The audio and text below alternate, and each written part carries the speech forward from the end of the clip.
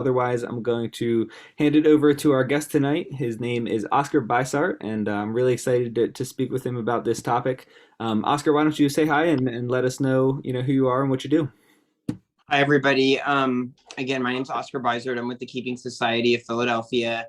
This is a sort of part-time gig that I have working with neighborhoods to protect historic properties in Philadelphia. I also have a full-time job that's not really, that is sort of tangentially related to preservation, but it is not the Keeping Society. And then I also renovate some properties here and there on the side. Or at least try to get them renovated, as we like to say. I think Picasso said a painting can never be finished. So I think that's probably true of a beautiful house too. It can be 98%, but it's never fully finished because you could always work on a house. I have a little photo here just showing, so I started this, and I'm going to go into it a little more, started doing some work with historic preservation when I started working here for a full-time job, when I saw like a number of buildings from the 1700s be demolished that I thought like, wow, I can't believe those aren't protected. And Philly Mag wrote this article about like my efforts, and this illustration was one that they used in the article. So it's funny because I like to use it because I don't know if people actually use bulldozers. They usually use like cranes, but anyway, it's just funny. I like it. I like that image a lot. Why don't you tell us specifically what is the Keeping Society of Philadelphia? What is your mission and what does your organization do? So, as the slide shows, the Keeping Society really, I started it mainly to just designate historic properties in Philadelphia. Now, what does that mean, designate? There's a number of properties in Philadelphia that are on the National Register, although we have like the National Register is like the sort of federal level designation, which happens when you turn in a National Register nomination to the state. That can come with like that doesn't actually come with protection unless a municipality makes a law that says all of our National Register properties are protected, or this National Register property is protected, or this district is protected. Philadelphia is being a first-class city in Pennsylvania. I think it's the only first-class city. It has the power to designate its own, have a historical commission and designate its own historic resources, which is a completely separate process from designating things at the national and state level. And so only about 2.2 to 3% of Philadelphia's built environment is protected from demolition. So basically 98% of the old city that you see and you think of, I mean, let's say you think of 40% of that city as historic.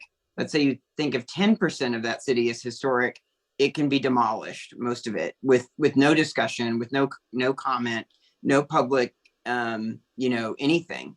And so I have this photo here showing, Broad Street looking south from the north side of City Hall. And you see an old Masonic building, a beautiful like limestone clad building being demolished to extend the convention center again. And, it's like basically like they made that big entrance on Broad Street that kind of looks like an oversized car dealership.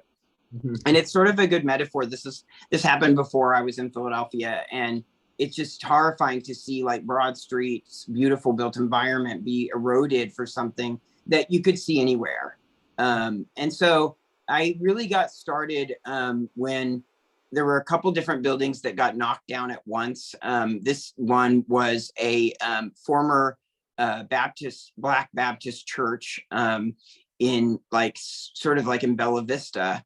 And it was the church where Marian Anderson, the famous African-American contralto, learned to sing and grew up singing in the church, and like would have definitely been a national historic landmark if it had been protected. And unfortunately, we nominated it, but it was too late. And so that kind of led to me starting the Keeping Society, just because I thought it was so disgusting that like this building was demolished and then basically replaced with like a similar size building when, they could have made an addition to this. They could have, kept some parts of it. They could have done an overbuild, or they could have just renovated it. They could have just, put apartments inside the church. Mhm. And so, another battle And that was, it's pretty common, was common at that time for Philadelphia to be losing a lot of important Black landmarks. This is another row of houses that's like one of the last rows that's on the east side of I-95. This is right off Delaware Avenue on Fairmount. The Planning Commission had this on the cover of like the 2023 or excuse me, 2035 plan for that district. And and I found out that it was potentially going to be demolished. And I thought it was very strange that the Planning Commission would have this on their plan and not have it protected. But unfortunately, that's the case for so many. This is like about a 200-year-old row. I nominated this, went through this whole process with the city. The owner fought it, and it went all the way to the Supreme Court. Like, they kept fighting it and fighting it, and it was actually upheld. And this is showing you sort of the development that's going to happen there. And you'll see like this massive development on the waterfront is still able to happen with this really signature row preserved there. And it just goes to show you that, like, and you see here, there's like a parking lot right up on Delaware Avenue. And when you think that like this would be demolished and then we would, but there's plenty of room for this parking lot it's not even a parking garage. It just shows you how important it is that these resources are protected, because they really do give the city an identity. Yeah. Um, one Yeah. of the other, yep. Speaking about that identity, like I'm Philadelphia is particularly special, in the historic sense. Like it's clear, showing all like there's all these beautiful churches, all these beautiful row homes and historic, buildings. So just like, could you, and you're doing so, but just expand upon like why is Philadelphia so much more different historically than other cities like Baltimore or New York or DC? Is there particularly unique attributes that people should be aware of? Well, I do think it's very unique, especially in the sense that it was geographically, Philadelphia was a large city. And so rather than, if you went to Boston, it's very much landlocked, and Boston's like 100 years older. But I would say that almost nothing from that first 100 years survives. Almost nothing from that second 100 years survives. Whereas in Philadelphia, even though we're maybe 100 years newer, we have probably more 18th century buildings. I mean, we have like, hundreds of maybe thousands of 18th century buildings or a couple thousand that survive. And in Boston, I would say, it might be 100, it might be, it's a very low number. And so we have like these, and, compared to Baltimore, Baltimore's like 100 years newer. And Philadelphia really, home ownership started in Philadelphia pretty much. So many firsts happened in Philadelphia. And so not only do you have this amazing 19th century city of row houses and ethnic neighborhoods that were, built around parishes and churches and different communities, but you also have this earlier component, which is this 18th century component, like in Germantown and throughout the city. And so there are like just these depths of significance because of what, even with all the demolition we've had, there's still so much that survives. And this is just one example of when I got involved. The Historical Commission had kind of like, the staff of the Historical Commission had stopped taking nominations. They discouraged nominations. They rejected nominations regularly before they even got to the Historical Commission. And I had seen the Congregation of St. Laurentius, Roman Catholic Church, had tried to nominate their church because the diocese was going to demolish it. And it was rejected. And so I was like, this is crazy. And given that my background is preservation, I helped them write a new nomination. We got them a lot of publicity and we got it designated. But unfortunately, because of a lot of neighborhood politics and then other factors that it's too numerous to go into, the church was still demolished ultimately. And in a couple of years back, I had nominated the city for the 11 most endangered places to the National Trust. And the city basically agreed to do a task force to keep from getting on that list. And so one of the things that came out of that task force is there's a couple, benefits for developers and property owners. Here you see a picture of I mean, it's a beautiful building, the Methodist Episcopal Church of the Advocate on Wayne Avenue and Queen Lane. And it was in really bad shape. The spires that you see at the top were falling down. They were going to demolish the entire building. Fortunately, I got wind of it. We got an engineer involved. We got Dave Perry involved, who was the commissioner of L&I. And we were able to show that it wasn't imminently dangerous. It was just if they took off the spires. So Dave Perry had said, if you get it designated as historic, we'll just take the spires down and, put them away, and they can be put back on later. And so a couple years later now, you see this church, which wasn't imminently dangerous and is designated, has been put on the register. It has been completely renovated. One benefit that came out of the task force was that because this is designated and it was it served the public as a church historically, it could become apartments by right. I think they did have to get a variance for some other thing that they wanted to do, but ultimately you see here, they've cleaned the stone. Unfortunately, the spires did get lost, but that wasn't the owner's fault. A lot of the leaded glass windows have been replaced to make the building more usable. But you see here, instead of having a big, huge, cardboard box of a building, we have a beautiful church that has been saved and tells a story and also adds to density in the neighborhood. Another building that I worked on early on was the Edward Corner Marine Warehouse, which is, I do work on a lot of sort of untraditional landmarks. And this is one where, this is one of the last buildings along Delaware Avenue that really related to the maritime history of Philadelphia. And they really fought it getting designated, but now you see it's been totally renovated. It's a beautiful building. It's really interesting with all the ghost signage. Edward Corner was a really interesting he sold like stuff that they used for like shipyards and maritime equipment.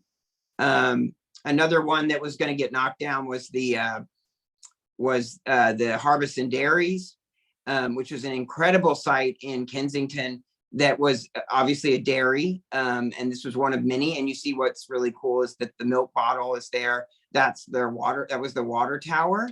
And that was just going to be leveled. And now you see it has been totally redone. They've done an overbuild. So I'm a preservationist. So like overbuilds, they're not exactly like, perfect restoration, but this is an industrial building and it can handle an overbuild. And if that's what we have to do to preserve our character, it's a really important to be flexible on some of these things. And then just a couple other little things that we've done a number of individual landmarks, but we've also done a few historic districts, like the Lutheran Theological Seminary in Mount Airy. That was a small historic district. We had heard that some of the houses might get demolished, and so we worked on that. We ended up having a pretty good partnership at the end of the day with the seminary. Another recent win was the Chestnut Street East Historic District, which are the blocks next to Independence Hall. If you can believe it, those weren't actually protected until like 2 years ago. And we were seeing like some get like defaced for these kind of just flat, hideous like facades. And as you see, this is like signature old Philadelphia, buildings, commercial buildings that are very impressive. So yeah.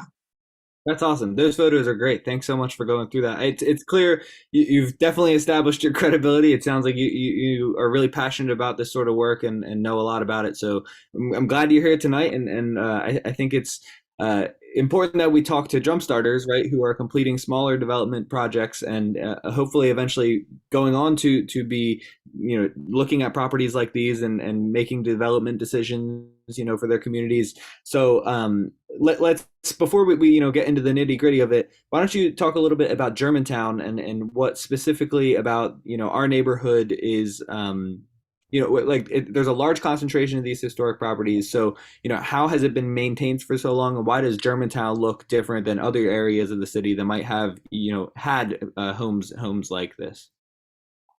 So I'll just talk briefly about Germantown. I'm sure a lot of you already have heard a lot about Germantown's history. It is one of those neighborhoods where if you just ask any random person on the street, they don't have any trouble like telling you that it is historic, even if it isn't actually designated as historic by the city. I think, that's very different than other parts of the city where they might not think of themselves as historic, even though maybe an outsider would be like, wow, this is, a really old neighborhood. It's You kind of see like an this, underlying base layer of historic. It's like just it's cool. right? So like, Philadelphia is one of the few cities that has multiple 18th century settlements within, colonial period settlements within its boundaries. And Germantown was one of them. It was really I like to say, a settlement of religious freaks, if you want to call it that. People that were like not welcome in the countries that they were in to begin with. And as many of you probably know, it was in Germantown.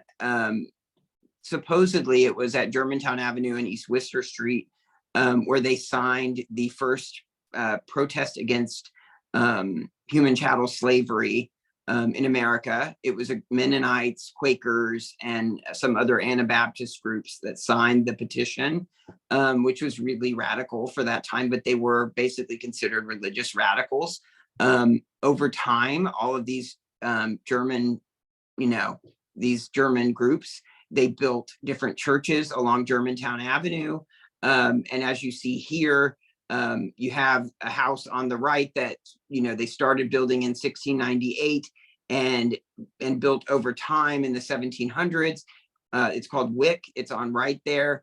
And then you see how that was preserved in its landscape across from all these great buildings, including, an 18th century house on the left that was enlarged in the 19th century, a music academy. You've got the Green Tree Tavern. You've got the incredible tower that you can see in the background of the Methodist Church, First Methodist Church. The crazy thing about it is that only 2 buildings that you see there are protected. The rest can be demolished. So, that's really, if you looked at each building individually, you might be like, well, it's not that important. What happened there? But when you really look at these streetscapes, and especially like an outsider looks at them, somebody who maybe hasn't been looking at them their entire lives, it really is special. When you look at Market Square, about half the buildings that are on Market Square can be demolished because they're not designated. I think the buildings that you see on left, the houses, those can definitely be taken down. This, like every building you see in this view, can be demolished on Market Square. We have great commercial architecture on Germantown Avenue. You have an old Italianate house here on the left, on the right. And then you have like some modernist architecture that's really cool. And like, yeah, it's only 2 stories, but it could be overbuilt if ever there's a need for that. It could be, redeveloped just as it is, or it could be enlarged in the rear. You have a lot of you have this is an old Masonic building that was built in 1840. This is a great building, the old Rowell store, which originally started as a bank. So you really, we take a lot of this for granted because we see it every day, but we don't realize like we have something that, other places don't have. We have time, and we have all this time that's passed and all these buildings that represent that history. And that's something you can't really buy. Right.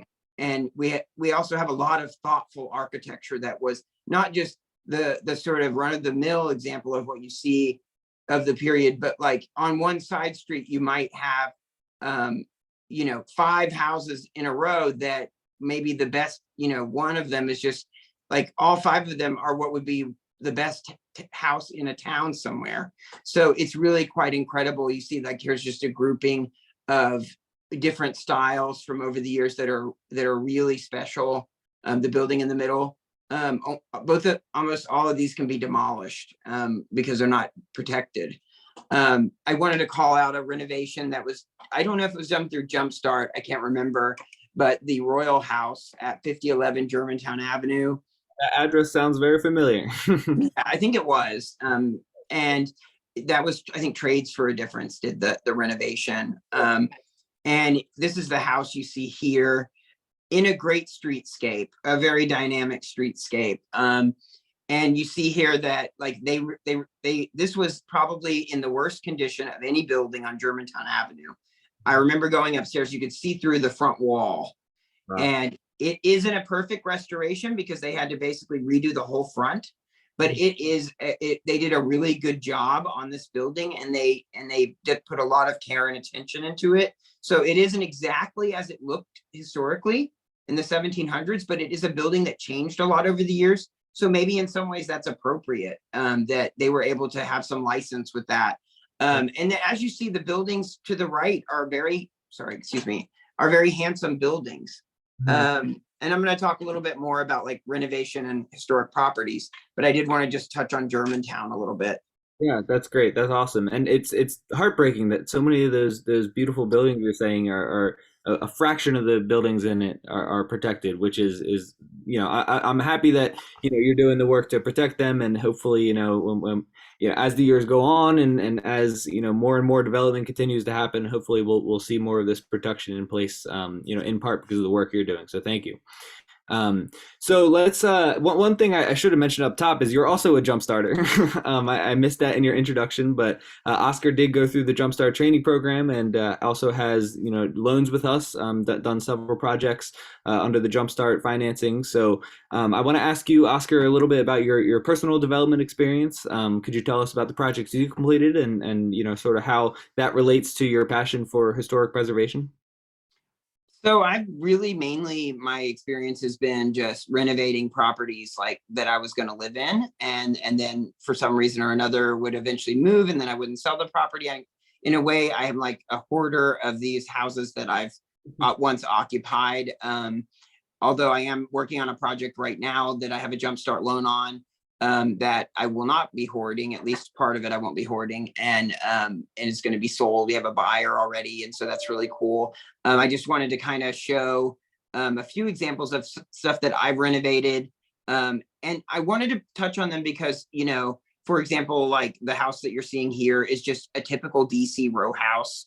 Although it is nice that it's elevated off the street, which is sort of unusual, gives it a little more panache. But this isn't a house that's historically designated, but it's a house that it's a very simple building, but it does have some features. It has a brick facade. It has like plaques on the facade. It has a cool porch.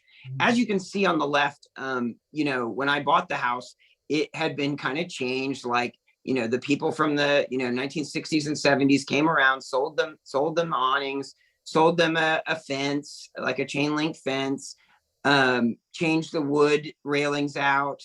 In some ways, to me, made the house look really unimportant, and just kind of made it darker. Everything that I did to the front of this house cost me nothing. Like in the sense of, yeah, I bought the paint.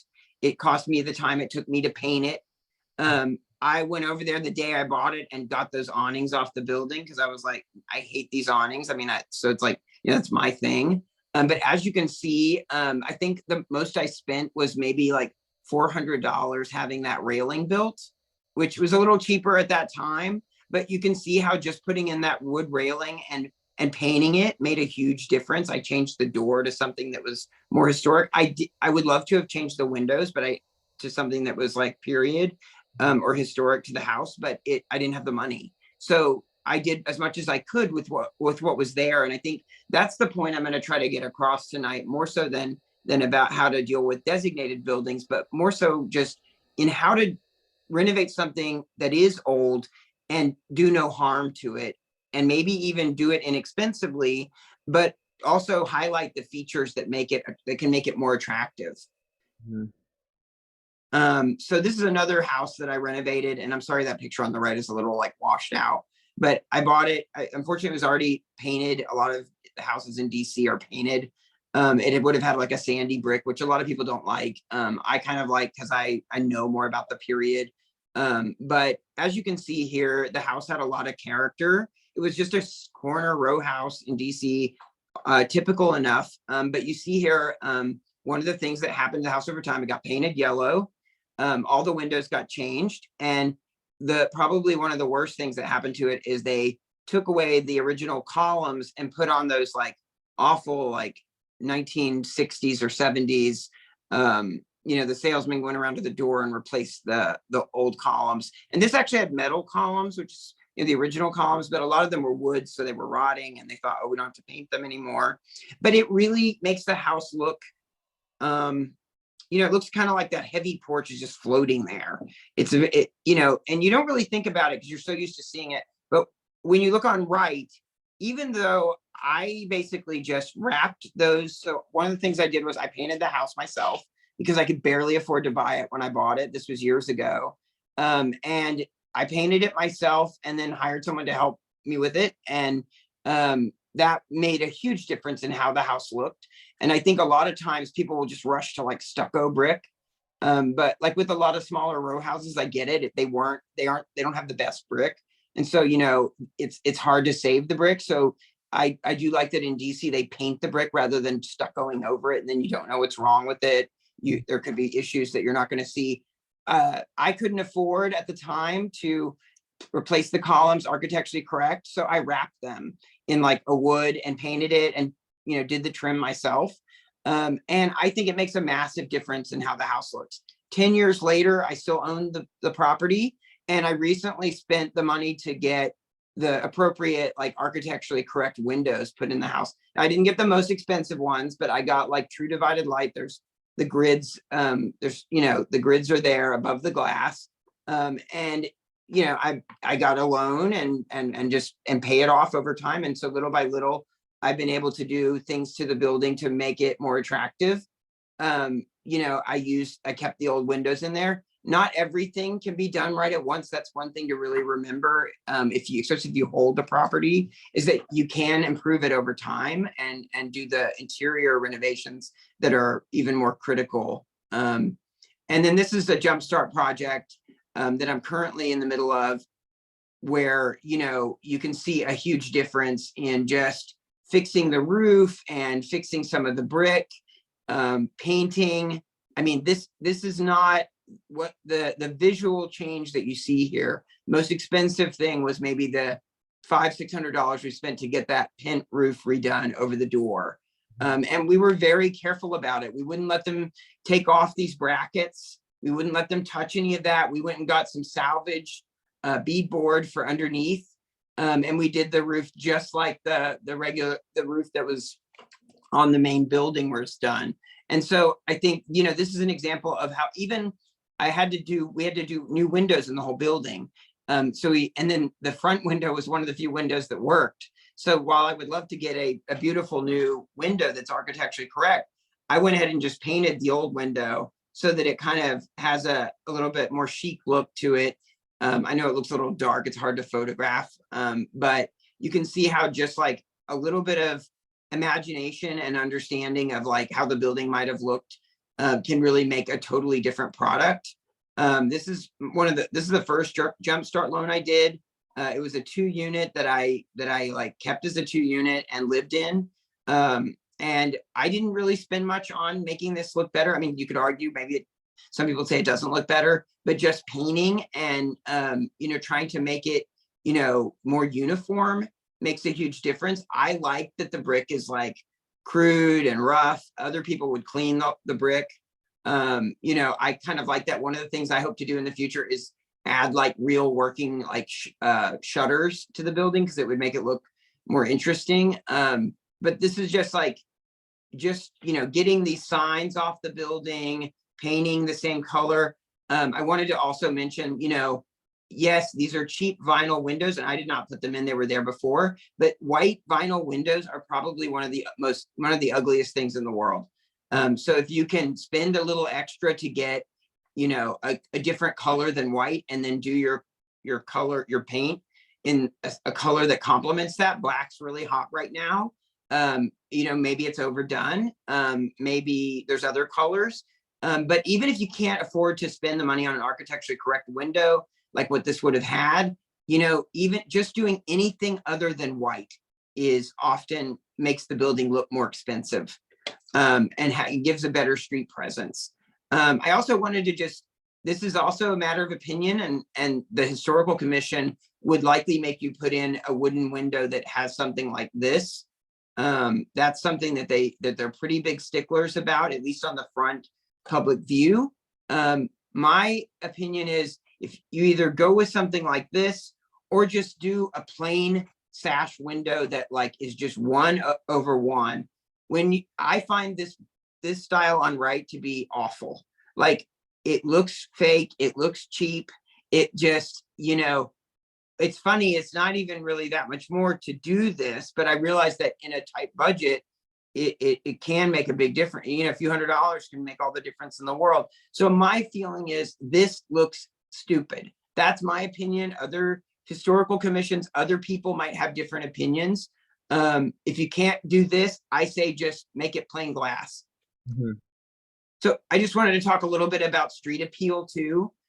This is like a typical Second Empire style house, and I realize it's got a lot of things that have to be done to it, but it has a mansard roof up here. Let's say that you barely were able to buy this house and you're like, what can I do other than, paint everything to make this look better? Well, it's a huge house. So maybe the first thing to do is open this porch back up. Mm-hmm. It would make a world of difference. And I get it. It's like you could put some little bathroom there or something, but this porch being enclosed with vinyl siding and ill-fitting windows, this is not every porch can be opened back up easily, but on this porch, you can see you got the original posts here. You've got, all the structures there to do it. I happen to actually have been inside of this porch, so I know that it could actually just be, this could be removed. And all of a sudden, like this ugly eyesore that you see on the front of this building is an open porch. And you still have this massive house behind it. So that's like, to me, something that like, I look for something that is like a really basic. Fixing this cornice, that's a whole other thing. That's a whole other expensive thing. It's going to have to be painted. It's going to have to be fixed. But this is something that can be done.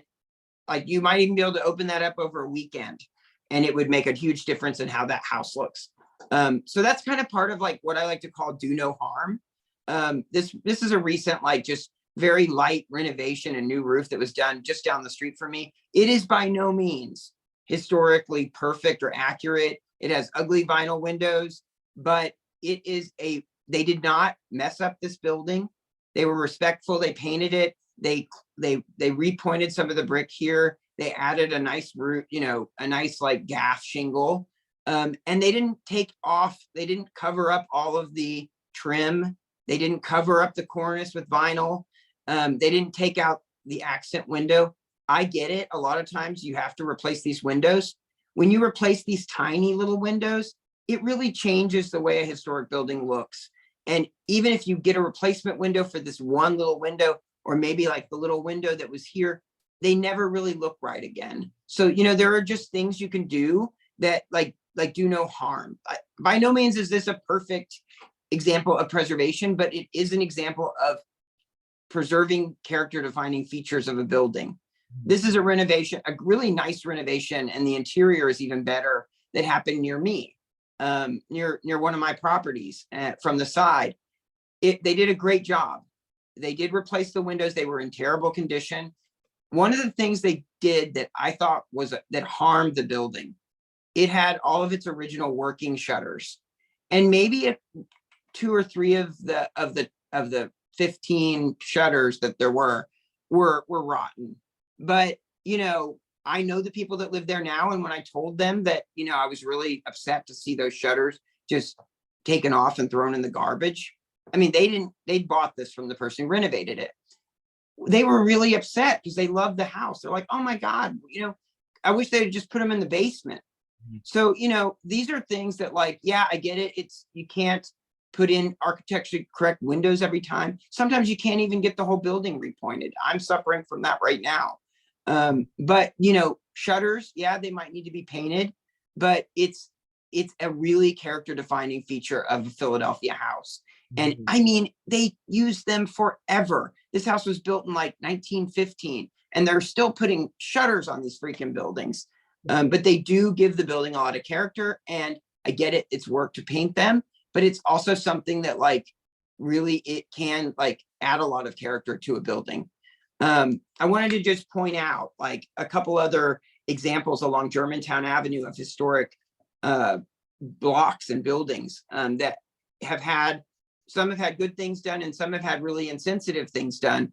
And this is a row in the 4900 block that was one of the first rows of buildings to be built in Germantown. It was called Richard's Row. It was built just right after the Civil War, when Germantown was really expanding as a suburb. And it was built with houses and shops. And while it still does have a lot of, historic, has the cornices, it has, the fenestration, they basically stuccoed over like numerous buildings, because I guess it was the cheapest option.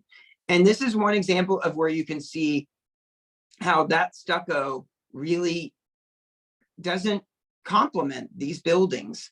On some buildings that are made of stone, it works. On new buildings, it sometimes works. Stucco was used, but you had a really nice row of brick buildings here. And while that can be reversed, it is also something that is damaging to a historic building. Whereas you see on the same block on right here, the Moz recently redid this building, and they kept the brick. They did a nice job on the storefront, redoing the storefront, and it's a very handsome building. Yes, there's other things that can be done to it, but that they really didn't do much harm to this building when they renovated. It's one of the most attractive buildings on the block. Whereas you look at the buildings that have been stuccoed, and it's not as, it just doesn't complement the row. This is a similar row in the 5300 block, and you can see how not stuccoing over the brick really has left this as a very attractive block, even though probably not a lot has been done. I doubt every masonry facade on that row has been restored. I'm sure there's been some masonry work, some of it sensitive, some of it not, but this is still comes out being a much more attractive row. And you see even where they had to put in new storefronts compared to the ones further down, they still kind of look to the past. Now, wanted to just show, these are also on Germantown Avenue. These are just beautiful commercial buildings. I know they're very typical Philadelphia buildings, but when you look at that brickwork and you look at the detail in those facades, you look at that, the sort of the corner, how it's turned, and the cornices. Now, obviously, both of these buildings probably need to be renovated. You see one on the left doesn't even have windows. This building can be renovated without stuccoing over that facade, without painting it, by just maintaining what is there. And these are, of course, like this whole row can be demolished. But that's, even though it is part of Germantown Avenue. And I wanted to mention Germantown Avenue is a National Historic Landmark, which is, it was one of the first National Historic Landmarks in the country, back when like Brooklyn Heights and Georgetown, DC were made national landmarks. And so it is a really important historic street. Here's another row in Lower Germantown where it is a really, handsome row of Second Empire style buildings built again in the period after the Civil War. Let's say that I bought one of these, like the second one in. One of the things I'd hope to be able to do would be to remove this vinyl siding. That would be before I would spend a lot of money on windows or spend a lot of money, redoing slate or any that just taking that off, seeing what kind of condition it's in. Hopefully you could examine that before taking it off to some degree. But it's likely going to look very similar to how this looks. And then just, spend the money to get it painted. Or if you're as crazy as I am, you'll paint it yourself.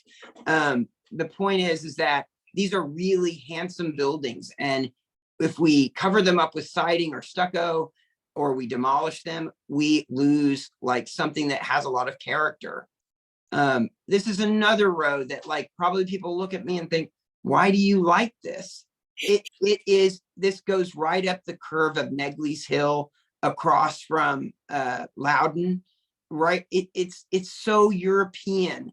It looks, and the way that the architects staggered the facades, set one back, brought one to the street. They're really quite nice Italianate houses. And you see these cornices have their brackets and everything. They're simple, very simple buildings. and they've already been painted. So you have license to repaint them. And, I say that in jest, but it's like, you don't have to feel bad painting this again. Maintaining the character of these buildings is essentially maintaining this cornice and maybe putting in some decent windows if that's in the budget. And if it isn't, a 1/1 window will look just fine in this house, in any of these houses. So that's like my spiel. I wanted to end with this because these are characteristic sort of row buildings, but they're so character defining on Germantown Avenue and in other places, that it is important that we look at these individual, just simple buildings and realize like this is part of our identity as a city. And it's critical that we not knock all of these down or insensitively alter them in ways that that we lose this sense of history. Great, awesome. Thank you so much, Oscar. That was really, really fantastic. I think the visuals really amplified what you're talking about, and being able to see, what these properties look like. And I'm sure people on the call will take a different, approach when they're looking at the sides of the streets they live on. And I really appreciate you coming to join us tonight for this conversation. Yeah, so I do want to get into any questions that the attendees have, but there were a couple just things I wanted to ask you about that I thought would be of particular interest to Jumpstarters. As people who are either in the training program right now or about to graduate, or maybe aren't working with Jumpstart and have a potential property or opportunity to purchase a property. I want to talk about like specifically budgeting for historic renovation. I know in a lot of these instances, you talked about how you had just enough money to buy the house, so any renovation had to be kind of creative and cheap and what you could do. But if we're talking about like if somebody's going into it in an investment scenario and they're looking to put some serious construction funds in there, what is the budgeting process? Is a historic renovation going to be always abnormally more expensive, or is there ways to do it in a way that keeps the bottom line the same? So, it really depends if the building is designated or not designated. So I think if it's designated, and let's say that we're talking about this grouping here, and they're designated, you're really only talking about one facade, because you really can't see the back of the building from the street or the sides of the building from the street. So, if these were designated, I think the thing that you'd have to budget for the most here would be, making sure that the cornice is fixed, which is something that that doesn't mean you have to redo the whole thing. I mean, it could be patched and painted. That might be something. You don't need a permit to paint that cornice. So, you don't need to go to the historical commission for paint colors. I think what you'd be mostly budgeting for with these kind of buildings, which I'm sure probably are the most typical of Jumpstarters. I could be wrong. These kind of row buildings and maybe twins. And I think here you would definitely want to budget, if these were designated, for more expensive windows for the front facade. Right. And I think, that's also something that you could talk to the staff of the historical commission about and say, oh, well, my cornice is falling off, so I'd rather, put the money into that. Maybe we could talk about, I have to replace the windows, and maybe in the next 5 years, we can get some better windows. But there are ways to talk with the staff of the historical commission and explain the different things that you need to achieve in your renovation. And so I think reaching out to them via email, if you're buying a designated building, is perfectly fine. And maybe they can schedule a call with you to just kind of discuss your options. Maybe the windows that are there are fine and you don't need to replace them. They're not going to make you replace them, but if you go to replace them, they would have to be correct.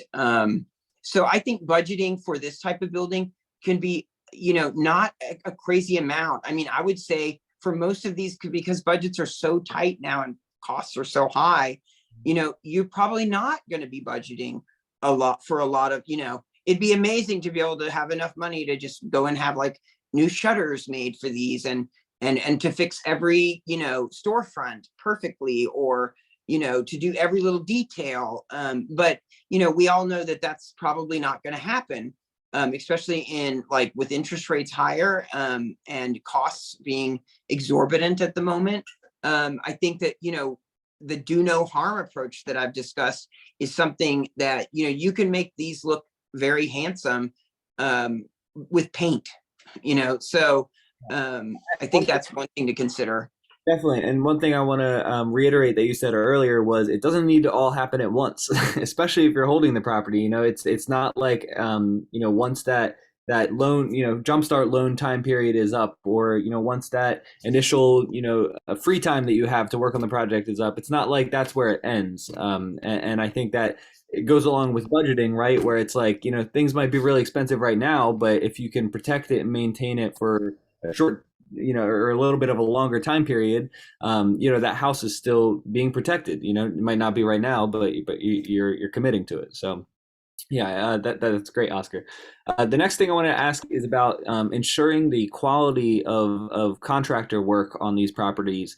There's a wide range of talent in the contractor pool that Jumpstarters work with. So I wanted to know what tips you have for people who might be um, hoping to do this sort of work, but don't really know that level of contractors or don't have those sorts of connections. Is there people who advertise them specifically or themselves specifically as, hey, I do historic renovation work, hire me? Or is that something people can vet with new contractors they meet?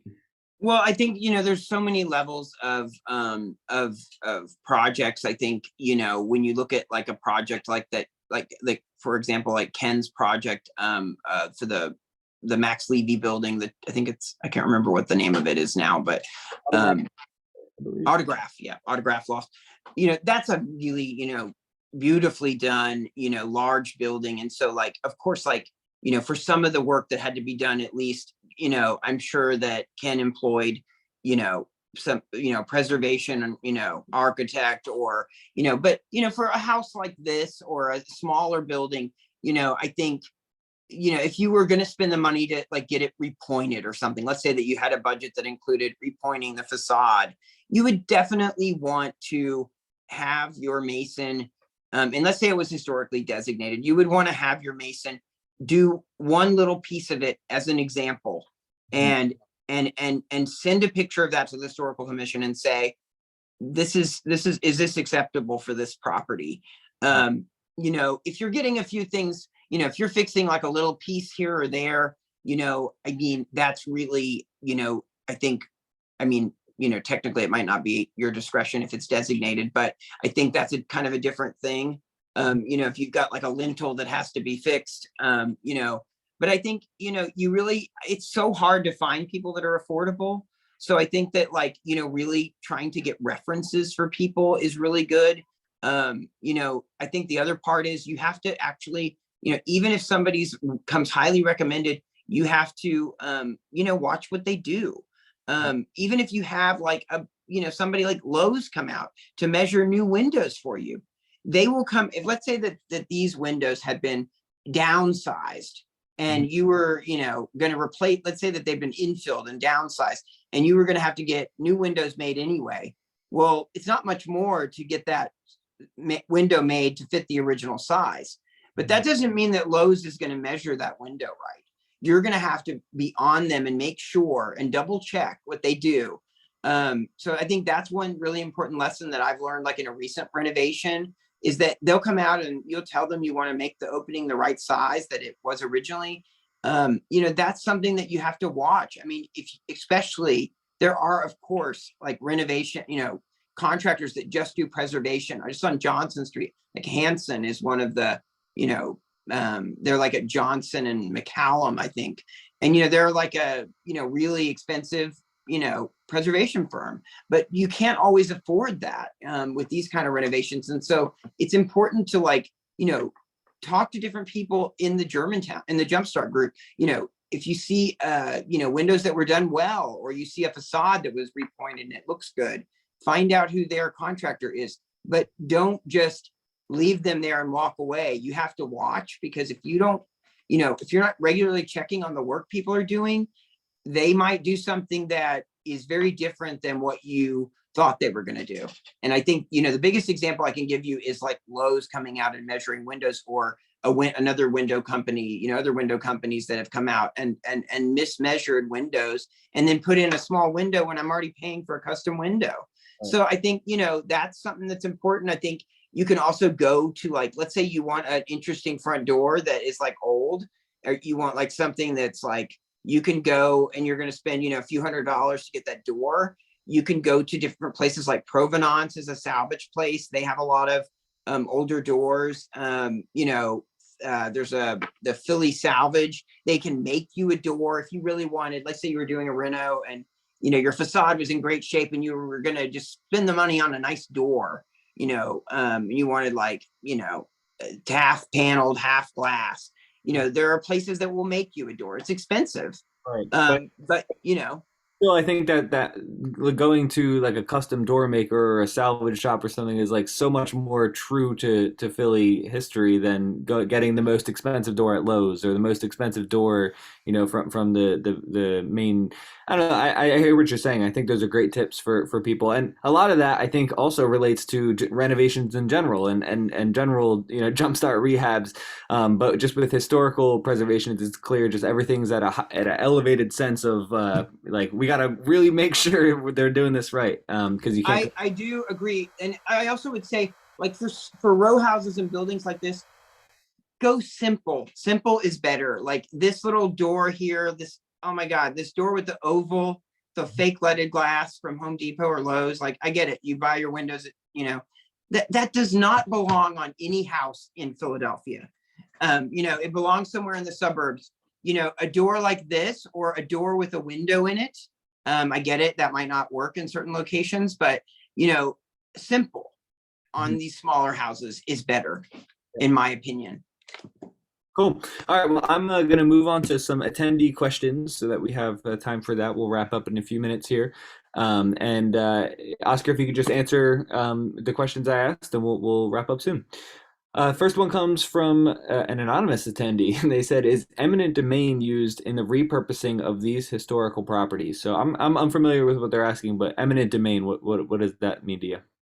No, I mean, generally, do you mean like Act 135? Well, okay, I can speak to both. So like when Society Hill was redone back in like the 50s, a lot of those properties were privately owned. I mean, all of them were privately owned pretty much. And and they kind of did this thing where they like said, either you restore this or we're going to take it away from you. And that's sort of that's a very like, that's just like a very topical overview of that. That was part of like, instead of HUD buying it, demolishing whole blocks to build public housing or to build a affordable housing site, they basically did that instead of, they basically preserved a lot of the buildings through eminent domain. Now, does that happen regularly in, since the 60s to preserve stuff? Very, very, very seldom. Does it still happen in order to build public housing projects or to do affordable housing? Yes, but that isn't necessarily preservation. That the Society Hill, renovation was rare and has not been repeated a lot. But as you know, Sharswood was recent, where that isn't about preservation. That's about knocking stuff down. So, they still do eminent domain. I mean, there might be some cases where like, you have a historic school and they need to expand and they're keeping the old building, and maybe they eminent domain a property next door and renovating that school is part of that. But I would not, generally, preservation is not eminent domain. Now there's Act 135. So let's say that one of these houses that you're seeing here is derelict and a community organization wants to, renovate the house, and the owner's like lost, can't be found, or they're indigent or just a total jerk. Maybe that you can go through the Act 135 process with an organization like Scully Turco or Shirley Turco, or however you say that. And then we have seen a number of projects in Tacony the CDC there has gotten a number of blighted properties renovated and and as a result preserved, um, by using Act 135, Okay. which is not eminent domain, because if there's profits, the owner would get some of those profits, depending on the value situation and how much it costs to fix. So it isn't actually taken from the owner. It's just sort of held by the conservator while they do the renovation. Gotcha. Gotcha. Next question comes from Ina, and they're asking, as a rehabber, how would you keep a property with its historical integrity, but still providing that modern and open concept that buyers want? And I'm going to actually combine this with the next question. She said, is historic preservation just the outside or the inside as well? So we focus mainly on the exterior, but could you maybe touch on a little bit about interior renovations and most, uh, renovations of older homes that I've seen, have been people taking down all the walls in the living room and the between the kitchen and the dining area, and opening up that concept so you can see straight through. How does that play into this concept that we're talking about with historical preservation? Well, so I would say, it really depends on the house. I would say, if you've got a big twin in Germantown, let's say you're renovating one half of a twin, and you go into this house and you see that, like, well, it's actually not in that bad a shape. It needs new wiring, it needs some plumbing, it needs a couple new bathrooms, but like all the floors are intact, all the doors are there, all the wood is there. You might want to stop and think, like, since things are more expensive, like, do I really want to rip all these walls out? Do I really, why are people moving to Germantown? They're not moving to Germantown because of, like, a lot of people are moving to Germantown, especially in a house with a lot of architectural details, because they like those details. And so I think, in every building that I showed you that I renovated, I didn't rip out anything. Well, I mean, maybe some plaster walls here and there, but like, I didn't even gut the houses at all. And I managed to put in all new wiring, all new plumbing, all new, HVAC systems. I would be careful, depending on how bad a house is, I would be careful before you rip out a system of radiators, because sometimes, like stone houses, for example, they heat a lot better with a radiator. So like, one property that I redid, and lived in, I took out the radiators, and it's like a huge regret. I think as far as if it's historically designated, let's say Germantown Avenue is protected, the insides of these houses is not protected at all. There are some interior designations, but they're things like, the Wanamaker Court, or like a public building, or like a church, a really important church interior. As far as these houses, or almost any house, it would not be eligible to be the inside to be protected. So, I think, with a lot of row houses, they've been changed so much over time. So maybe it does pay to take out those walls. But let's say you go in and there are some interesting things, and maybe you can actually save some money by not ripping everything out. It really that also depends on your contractors. Some contractors are totally fine working around that stuff and then making all the walls smooth at the end. Others will be like, I'm not taking this job if I have to, fix the plaster. So I think really it's a judgment call. But one thing I meant to say earlier about the outside of these houses, and it sometimes applies to the inside. These houses, Philadelphia is never going to look modern.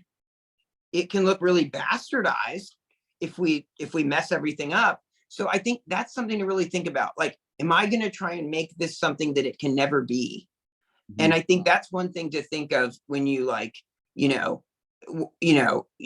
you want to build a new house, maybe don't buy this old house, but there's just things you can do to modernize it, keep all the character, or make the whole inside new, because sometimes, as we know, like with some of these, especially with a lot of these row houses, they've been gutted, they've been ruined. And so that may be your only option. Okay, great. Yeah, great answer. And our last question for tonight is going to come from Sabra, and she's wondering, how and where do you source the materials so that buildings can be renovated and also keep a preservation look? Oh, did I already ask this one? I can't. I don't think so. Was it that's the last question I asked from Sabra? I might have jumped around here. But I guess we're just talking about material sourcing. So, where do you suggest people go to find, like, for example, somebody says old wood strip floors. I know you mentioned a few places like salvage shops, but maybe a little bit more on the interior side of things. Are there places where you can go for finishes or, historic components on the interior? So I think it's, it's harder and harder to find places like that. Like a lot of them have closed as the city, as Philadelphia has become, more and more expensive. But there are like architectural salvage places. There are also like, like for instance, I mentioned Provenance. That's pretty expensive. But like, let's say you're doing a renovation, like let's say that I wanted a different door on the front of my building, but I probably wouldn't change it because that's the original door. But and honestly, to be honest, I have a steel door as the second door. So in the vestibule. So, let's say though that I did want to just, I wasn't going to spend that much on that pedestrian door. And so or I wasn't going to spend that much on the facade, but I wanted to spend a lot on a door. I could go to, Provenance and spend a couple $100, get a really nice door, have it installed. You can also just go on Facebook Marketplace and troll Facebook Marketplace. You can find incredible deals on there. There are also like some places that just like recycle places like the Habitat for Humanity stores. And then like I think there was one in Northeast that closed, but there's you really like look around. I should come up with a list. Okay. But I think there are places where you can go having a door made.